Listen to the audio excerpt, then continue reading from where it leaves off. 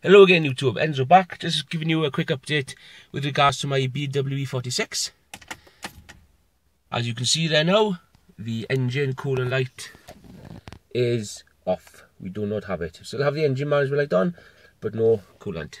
So what I did was, I took it to my friend who's a mechanic, did a hobble over the weekend for me, and we drained all of the old coolant out.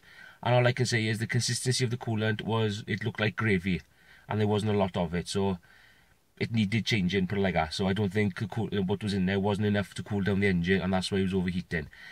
For peace of mind as well, I also changed the coolant sensor. Quick easy job that was. We bled the system, we run it, good hour, needle stayed on half all the way. We had the heating matrix on, full blast, nice and hot, absolutely fantastic.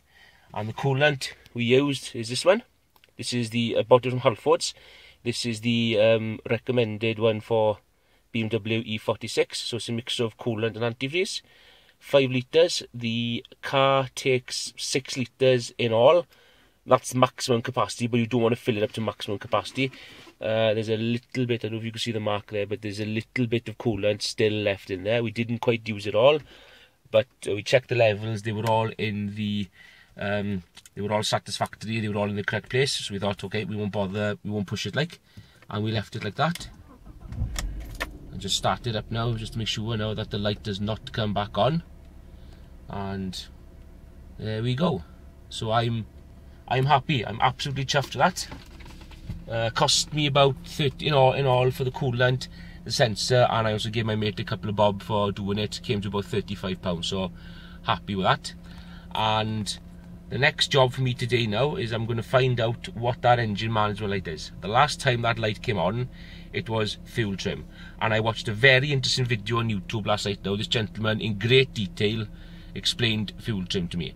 And there's a couple of easy fixes you can try yourself. First thing is now, I'm going to take the mass airflow meter off and I'm going to give it a good clean.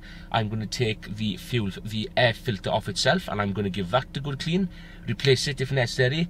Make sure there are no leaks into the engine, because fuel trim is where the air and the fuel mixture, it's called tracheotomy or something, I can't remember.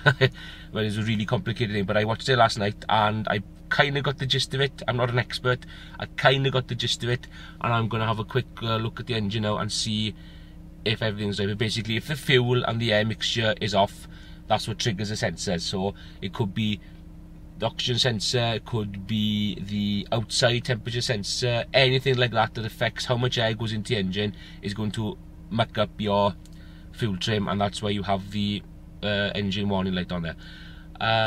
What else was I going to say now? It's also recommended, as you can see now, the car's in 83,721 miles. Another thing you can do, which is a bit expensive, but you need to replace the fuel filter. They recommend on cars of this age, or they recommend anyway, that cars should be, their fuel filter should be changed between 6 and 70,000 miles. Now this is done 80, I've got to assume that nobody has done anything like this at all since the car's been on the road.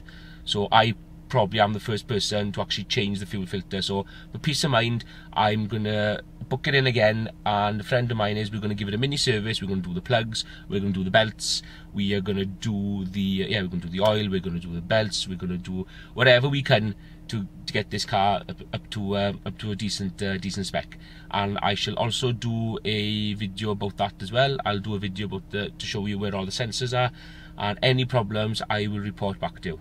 So if this video has helped you with any problems you're having with your BMW e46 or any other BMW issues or fuel trim issues, now give us a like, give us a thumbs up, subscribe, and hopefully in the next couple of videos now we'll be back to Transformer reviews. Okay then, so thank you very much for watching, and I shall let you know.